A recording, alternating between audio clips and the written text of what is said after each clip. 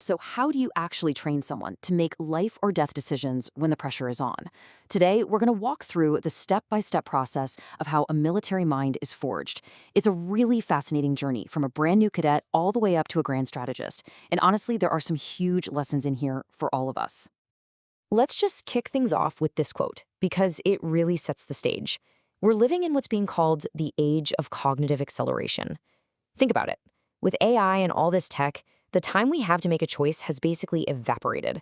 It's a race between machine speed and human thought. And really, the only way we can keep up is to deliberately train our minds for it. And that leads us right to this fundamental change in what it even means to have an advantage anymore. The battlefield isn't just a physical place. It's become cognitive. The whole game has shifted from a competition over who has the most data to who has the soundest judgment.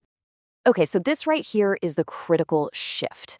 The old way, what they called information superiority, was all about just having more data than the other guy. But let's be real, we are all drowning in data now, and that usually just makes things murkier. The new way, cognitive superiority, is about thinking more effectively. It's about learning faster than you can be surprised and using a kind of disciplined skepticism to find the real signal in all that noise. So how do you even begin to build a mind that can do all that? Well, let's go right back to the beginning, with the cadet. Now, you might have this stereotype in your head of military training crushing all individuality, right? But it's actually about structuring and channeling curiosity. This is where they get that foundational macro lens view of the world. And it's all built on these four simple but super powerful pillars. First up is observation, just learning to see what is actually there, not what you think should be there. Then comes reasoning. You can't just say what you believe. You have to explain why you believe it. Third, and this is huge, is reflection, that habit of looking back on something that happened to figure out the lesson. And finally, inquiry, learning how to ask the right questions to get clarity, even when you're in a really strict hierarchy. These habits are literally the bedrock for everything else that's going to follow.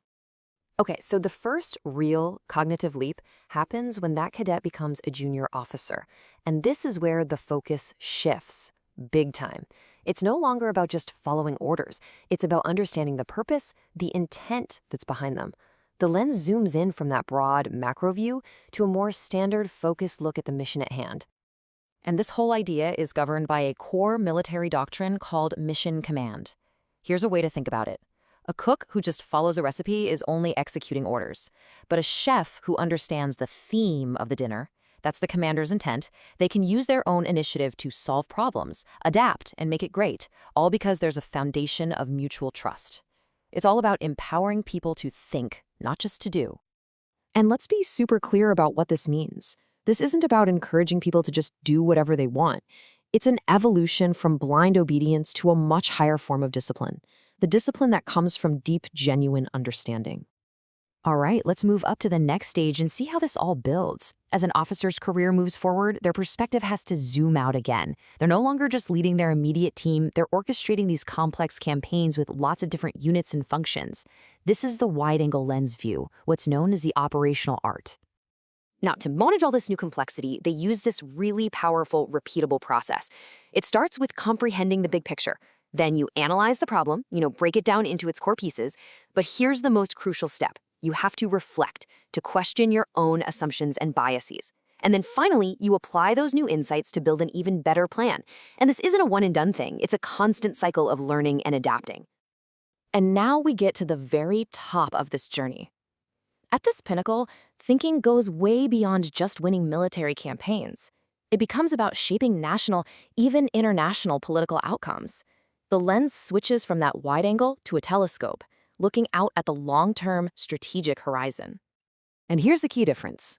Operational thinking asks, how do we win this fight? It's all about battlefield logic, speed, efficiency, tempo. But strategic thinking asks a totally different question. How does winning this fight affect our nation's political goals? This is about political logic, where things like legitimacy and long-term consequences are way more important than any short-term gain. In mastering this, it requires an absolutely incredible set of skills. You need systems thinking to see how military, economic, and diplomatic actions all connect. You need strategic empathy so you can see the world through your adversary's eyes. And you need things like anticipatory and civil military reasoning to plan for the future while staying totally grounded in political reality. So we've gone on this entire journey from the foundational habits of a cadet all the way to the complex reasoning of a grand strategist. But what if I told you that there's a core set of principles that applies at every single level of this cognitive climb? After all of that, what does this entire journey really boil down to? Well, it comes down to just 6 universal concepts. These 6 ideas are the backbone of all effective military thinking. And here they are. These are the 6 universals.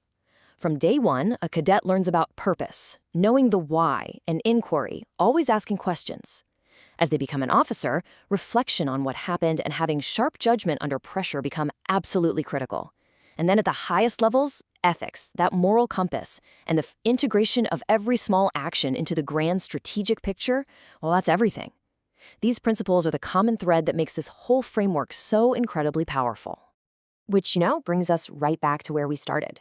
In this world of AI and automation, where machines can outcalculate us in a heartbeat, maybe cultivating these 6 principles, building a disciplined, reflective, and ethical human mind, isn't just another skill.